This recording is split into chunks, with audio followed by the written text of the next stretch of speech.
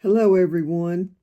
Well, I woke up early this morning, and the very first thought that hit my mind when I woke up was mistakes that we make in food storage. So I'm going to give you, I've made a list of 8. I'm sure there could be some others, but I've made a list of 8 things that are reasons that we have problems with food storage, that our food storage fails, that you can prevent if you just follow the rules. So the first one is to freeze flour and cornmeal before you put it in storage. Now, a lot of people don't realize this, but flour and cornmeal both have, I guess it's the larva that hatches if it's not frozen. And so that's why you get weevils in flour and cornmeal and pastas and, lots of your grains and things like that, is because it has that larva in it, and freezing it kills that and prevents it from getting buggy. So what I always do is I put the whole bag, I put the bag of cornmeal, the bag of flour, whatever I'm freezing, I put it in the freezer for 3 days. Then I leave it on my counter or, on a shelf in my pantry for at least 24 hours. Sometimes I leave them 2 or 3 days just when I get back to it. And then I put bag and all down into a vacuum seal bag and vacuum seal it. And then I can put it into on the shelf or into buckets or wherever I'm storing it. And then you don't have any problems with having anything hatch in it. So that's one way you can preserve your ground, already ground grains, flour, cornmeal, things like that, or anything that's made with those, is to freeze them for 3 days. Now, adding to that, if you are like me and you store fresh grains, the whole grains, then you want to store those whole grains in Mylar bags and add oxygen absorbers. And some things I also add moisture absorbers because oxygen and moisture deteriorates the food. So, but I always put oxygen absorbers. And if you're storing in the like 5-gallon buckets, you want to get enough, and I can add a chart or something, or you can look it up on Amazon or YouTube or something, and it'll show you. Google it to see how much oxygen absorbers, how big of one you need in a 5-gallon bucket, and make sure that once you get the oxygen absorber in there, then seal your bags, the Mylar bags, so that it will absorb all the oxygen in there, and it will almost be like it vacuum seals that bag. And so then the opposite of that is that you do not ever want to put oxygen absorbers in salt or in sugar unless you want a salt brick or a sugar brick. You don't want to do that. If you are sealing salt or sugar in quart jars, don't vacuum seal those. Just put a lid on them, close them tight, and they're good to go, because they will turn into a brick. Now, another thing that I learned many years ago about food storage is that you want to always keep your food rotated, whether it's home canned or if it's store-bought. Make sure that you put the oldest in the front, and otherwise you're going to go back, you know, if you keep putting things in the front, eventually you're going to work your way to the back of it, and you're going to have something there that's, you know, really old, and in some cases might be spoiled. So make sure and rotate your food. Now, the other thing is a failure to store your food properly. And what I mean by that is, like I was talking about the grains, putting them into Mylar bags and then into 5-gallon buckets. And you know, a lot of people say you got to get food grade buckets. Well, food grade buckets are well and good, but if it's not a food grade bucket and you've got a Mylar liner in it, I don't think it matters because it's not touching that bucket.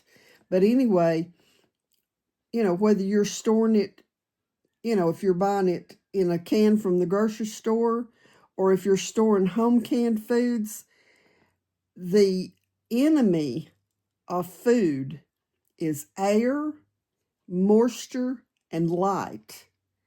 And those three things, of course, if you've got canned goods from the grocery store, then, you know, no light can get through that metal. But if you're using home canned, if you've got home canned jars, unless you're buying the dark jars that filters the light, then the light is going to get into yours. So, you know, you want to put some blackout curtains on the windows or store it in a basement.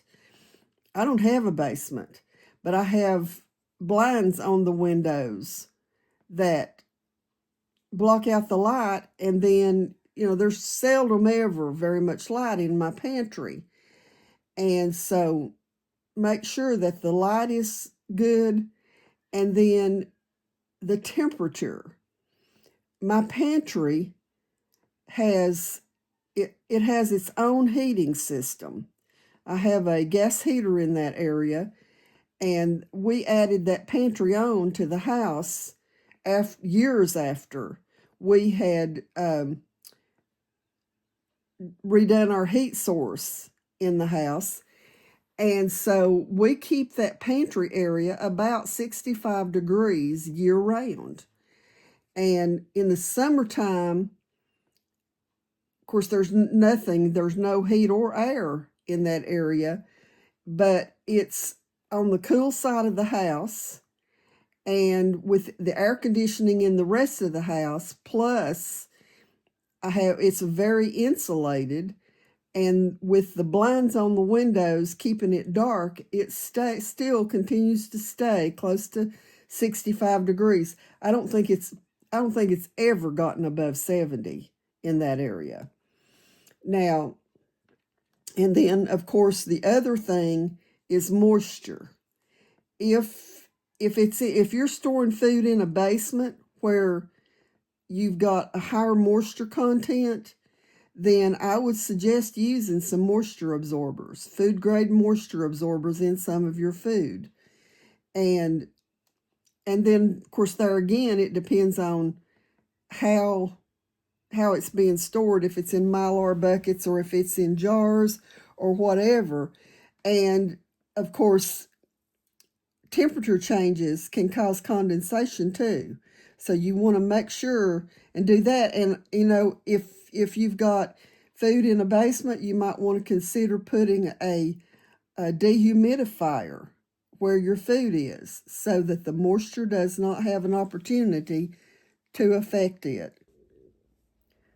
Now, the next thing that I thought about is organization.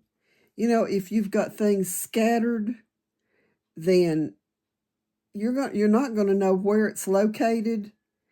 And, you know, so you want to know where it's located, and that way you can see what you have. I mean, I have tried doing a pantry inventory, and every year I try to get a pantry inventory done, especially my home canned foods.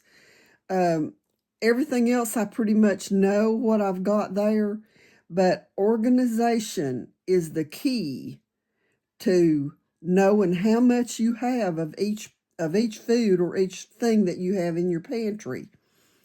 And so you want to do that, and plus Don't forget your freezer needs to be organized. You know, if you go constantly just go and add something on top and add something on top and add something on top, eventually what's at the bottom of the freezer, if you have a chest type, or what's at the back of the freezer in an upright, is just going to get lost. And so you kind of have to know from, from the beginning what is in your freezer. You can get some, like crates or something like that you can draw, set down in the freezer that you can stack on top of each other. And that will help you to know what's in your freezer. You can put all of your, fruits or whatever in one, and beef in one, and chicken in one, and whatever, so that you kind of have a good idea of what's in your freezer. And speaking of freezers, make sure that when you put food in the freezer that you're doing the freezer food properly. If it's not vacuum sealed or stored properly, then you're going to get freezer burn. And I can remember many years ago, before I had a vacuum sealer, I would get so upset when I would pull something out of the freezer and it had freezer burn. And so after I bought a vacuum sealer, and I've worn out 2 vacuum sealers, I'm on my second one, and I've had it a long time. But vacuum sealing gets the air out. Air is the biggest enemy of freezer food, because that's what causes freezer burn. And of course, some things, like if you're putting fresh vegetables or something like that in there, you want it as dry as possible before you put it in the freezer. And like if I'm putting strawberries or something like that, I wash my strawberries, and lots of times I spread them out on paper towels or on a clean kitchen towel or something like that, and let them air dry. And then add them to your freezer bags, and that will prevent you from getting freezer burn on, or getting, you go and pull something out and it's just corroded over with ice, and it just ruins your produce. So, and then the last thing on my list, and y'all put comments if you think of anything else that would help too, because I'm sure I forgot something. But the last thing that I've got on my list is a failure to consider rodents. I don't know of anybody that hasn't had a mouse in their house at some point. And of course, I know I've got family that have lived in big cities, and they don't deal with mice, they deal with rats. And so one person that I talked to years ago talked about a rat carrying off a whole loaf of bread. I couldn't live like that. I couldn't stand it. But anyway, you want to consider that if you're putting food in an area of your home, the possibility that you might at some point get a mouse or worse, and make sure it's in glass or it's in a heavy plastic. Of course, I know they can cut through that plastic. If they can cut through wood, they can cut through plastic. But if you've got it sealed up good enough that there's no smell, then you help eliminate your problem with rodents. So those were the things that I had on my heart today. Like I said, I woke up first thing this morning, I thought, oh goodness, I need to tell them about mistakes in food storage. So y'all put your comments if you think of anything else that's maybe a big mistake that you've made in storing your food, and let us know, because I don't know it all. I promise you, I don't know it all. But with all of us working together, then we can share things that have happened with us and help everybody. So Anyway, I'm going to let you go, and I'm going to be back with some more videos. I've got a list of things, and I'm going to come back with a video maybe tomorrow that is a list of projects that I have planned for this year. And I want to talk to y'all a little bit about kind of a new thing that I'm starting that you all already have seen a little bit of. So I'm going to let you go until the next time. God bless you.